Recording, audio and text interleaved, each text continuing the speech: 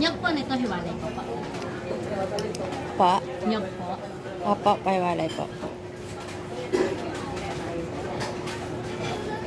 Potong bigas po ito, ano? Apo.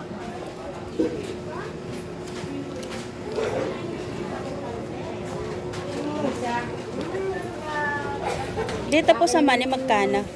Yan po 30 ang ganyan size. Ha?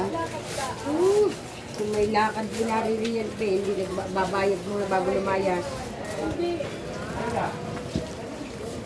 Hoy! Bakit pati yung sa anak mo wala? Hindi, gagawin. Bakit? Kanino ka talaga yun? Sa anak mo yun? Kasi yung kanilang... Pag alwagis, hindi kasi dyan hindi nagbabayad. Hindi naman masisira ang mga hanggang Hindi po. mamaya. Kahit hanggang bukas po Kaya yan. yung mga sagot. Kasi alwagis, kasi pag alwagis, hindi nagbabayad. Kahit ano.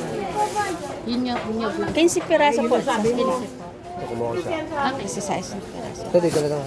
Sige po. tapos pag naririto at hindi babayad, di nakikipag-usap, nilalagtakan mo ng layas. Isang araw kapag ganyan, ilang araw mo kayo nalalagtakan ng layas.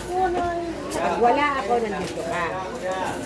Pag ako yung oras na ng pagdating, nawawala ka na. Bakit nga?